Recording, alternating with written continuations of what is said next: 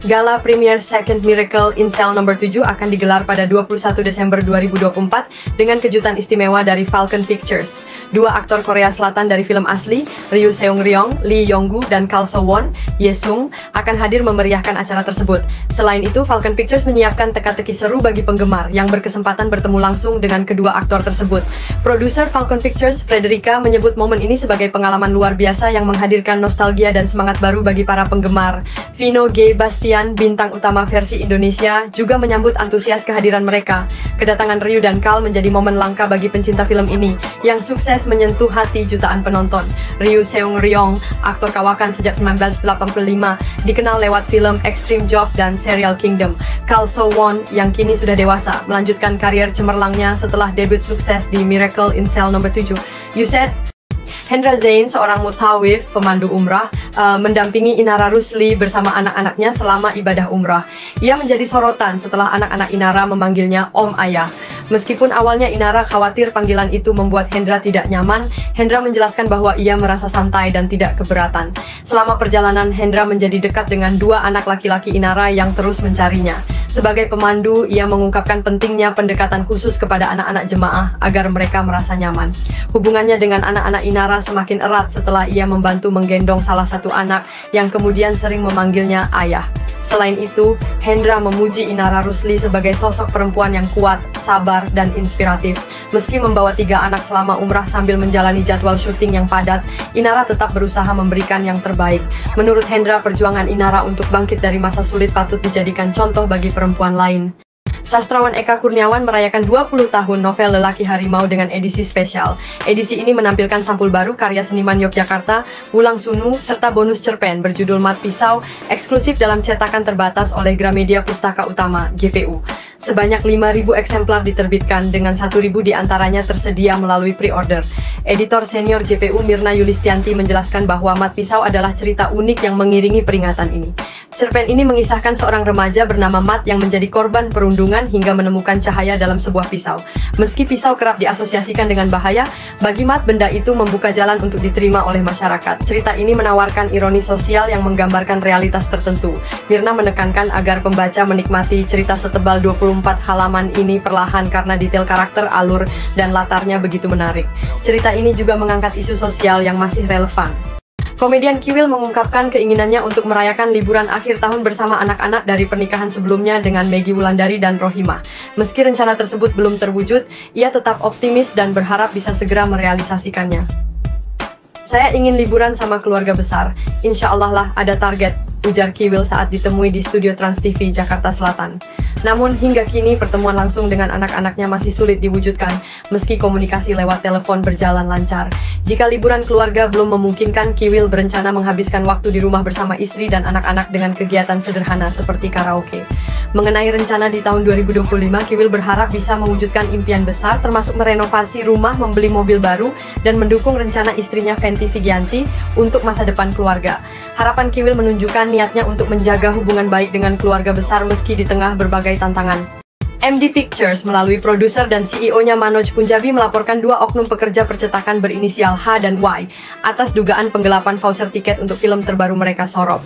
Tindakan ini disebut telah menghambat strategi promosi film yang dijadwalkan tayang pada 19 Desember 2024. Manoj Punjabi menyayangkan insiden ini terutama di tengah perkembangan positif industri film Indonesia. Ia menegaskan bahwa penggelapan voucher ini menjadi masalah besar karena jumlah voucher yang diduplikasi tidak masuk akal. Ini mencoreng industri film. Jangan sampai hal seperti ini terjadi lagi, ungkapnya dalam keterangan resmi. Kasus ini telah dilaporkan ke polisi, dan kedua oknum yang terlibat telah meminta maaf atas perbuatannya. Kami berharap bisa menyelesaikan ini secara kekeluargaan, ujar H didukung oleh YAE saat berada di Polsek Kemayoran, Jakarta Pusat. Tiara Andini tampil memukau di IAM 24K Festival yang digelar pada Sabtu, 14 Desember 2024 di Tenis Indoor Senayan, Jakarta Pusat. Tidak hanya menyanyikan lagu-lagu hitsnya, Tiara juga menampilkan koreografi tarian yang membuat penonton semakin antusias. Dalam konser ini, pelantun lagu usai tersebut mengungkapkan kegembiraannya karena bisa bertemu kembali dengan para penggemarnya. Rasanya kangen sih ketemu sama fans dan keluarga UBS lagi, ujarnya selepas konser. Penonton pun turut memeriahkan acara dengan ikut bernyanyi dan bahkan membuat koreografi spontan saat Tiara membawakan lagu Kupu-Kupu dan Gemintang. Tiara mempersembahkan lebih dari 7 lagu termasuk improvisasi koreografi spontan di atas panggung. Meski persiapan hanya dilakukan di hari yang sama, Tiara berhasil menyuguhkan penampilan penuh energi. Tadi ada 9-10 lagu, persiapan cuma hari ini saja latihan, akhirnya banyak yang improvisasi, ungkapnya. Selebgram Rachel Fenya debut di film horor Hutang Nyawa menghadapi tantangan berat, termasuk memerankan adegan kesurupan. Ia mengaku kesulitan karena harus menjiwai setan, memadukan ekspresi wajah, suara, dan gerakan. Demi totalitas, Rachel melakukan uji nyali di lokasi syuting yang seram sebuah pabrik terbengkalai, meski akhirnya diganggu makhluk halus. Ia sering mendengar suara atau melihat bayangan misterius, membuatnya tidak berani kemana-mana sendirian. Dalam film ini, Rachel berperan sebagai Tri, anggota keluarga yang terpaksa bekerja untuk melunasi utang yang mengharuskan tumbal.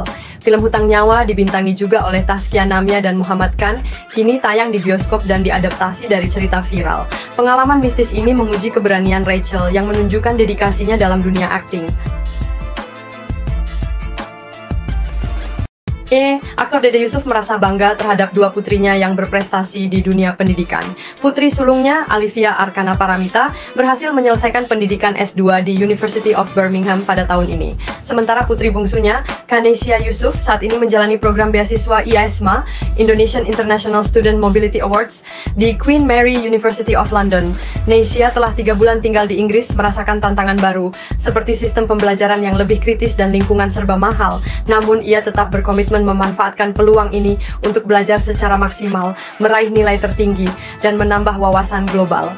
Dede Yusuf memuji Nesia atas tanggung jawabnya sebagai penerima beasiswa Kemdikbud.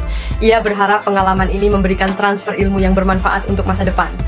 Model sekaligus selebgram Matthew Gilbert akhirnya mengonfirmasi bahwa dirinya sudah berpacaran dengan Nikita Mirzani.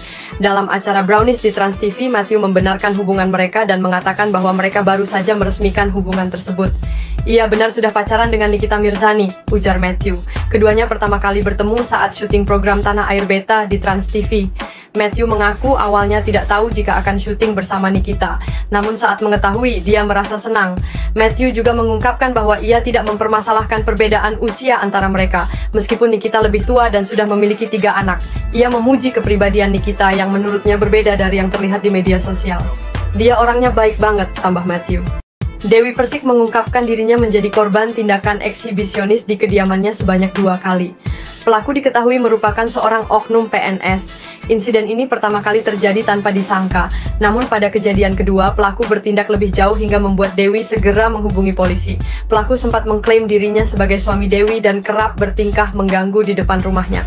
Akhirnya saya telepon pihak berwajib untuk menangkap orang tersebut, ujar Dewi. Kasus ini kini dalam penanganan polisi.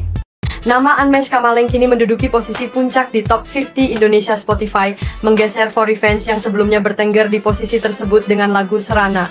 Unmesh meraih posisi jawara ini berkat lagu Anugerah Terindah yang berhasil menarik perhatian banyak penikmat musik Indonesia dengan total pemutaran lebih dari 980.000 kali dalam sepekan.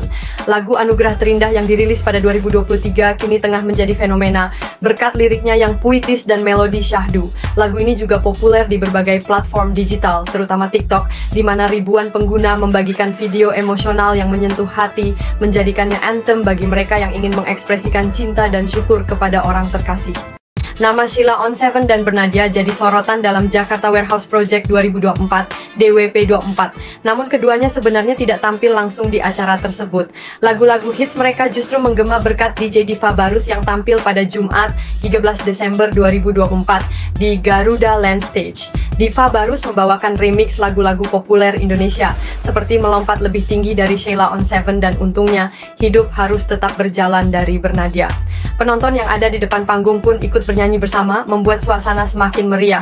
Selain itu, Diva Barus juga membawakan lagu-lagu internasional seperti The Time, Dirty Beat dari Black Eyed Peas, We Found Love dari Calvin Harris ft Rihanna, serta beberapa single barunya seperti Rima Raga yang berkolaborasi dengan Kunto Aji dan The Adams, serta Surak bersama Vigilan. DWP24 berlangsung hingga 15 Desember 2024 dengan penampil seperti Armin van Buuren, Timmy Trumpet, dan Steve Aoki. Chandey, kelompok musik folk Melayu asal Muara Enim, Sumatera Selatan, merilis album mini self-titled pada 13 Desember 2024. Album ini berisi 5 lagu berbahasa Melayu Besemah, Gimbe, Sendari, Titah Raje, Cerite Bage, dan Tikate Tuwe. Mengusung nuansa musik tradisional Batanghari 9 dengan sentuhan kontemporer, syairnya menyuarakan isu sosial, budaya, hingga politik, ditulis oleh Fram Prasetyo dalam bahasa daerah sebagai bentuk pelestarian identitas budaya. Terinspirasi tradisi Rejung, karya mereka mengemas pesan personal dan relevan. Album ini tersedia di platform digital seperti Spotify, YouTube Music, Apple Music, serta dalam format fisik di CD dan vinyl melalui Bahasa Ibu Records dan jaringan D Majors.